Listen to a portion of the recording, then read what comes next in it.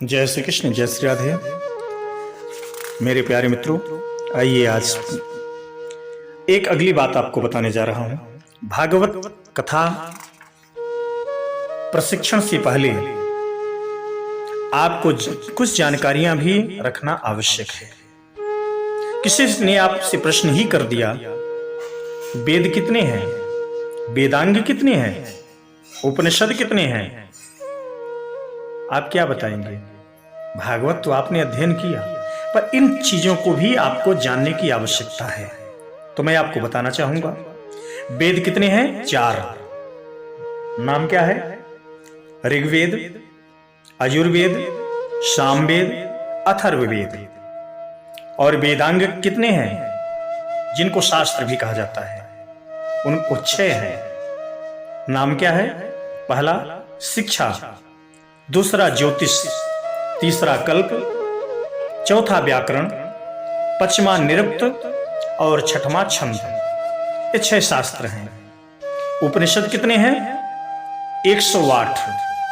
याद रखेंगे। एक बात और बता दूं, किसी ने आपने से प्रश्न कर दिया, आप कहते हैं कि सत्य ही परमात्मा का स्वरूप है, सत्य की विजय होती है, सत्यमेव जयते।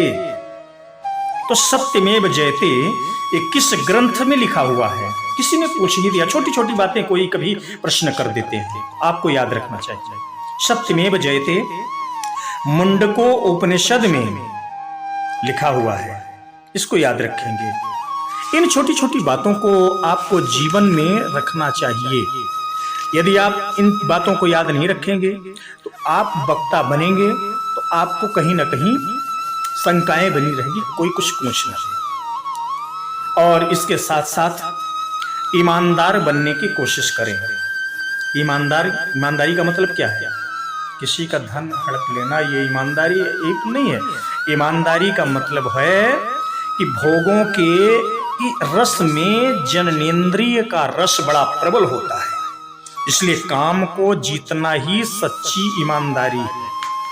संसार में रुपयों के विषय में ईमानदार आदमी तो मिल जाएंगे, लेकिन स्त्री के विषय में ईमानदार होना ही सच्ची ईमानदारी है। भर्तृहरि जी ने कहा था, विश्वामित्र पराशर प्रभृतयो बाताम्बुपर्णाशना स्तेपि स्त्री मुख पंकजम सुललितम दृष्टैव मोहम गता। अर्थात जो वायु भक्षण करके, सूखे पत्ते खाकर, जल पीकर रहते थे, उनकी ईमानदारी खत्म।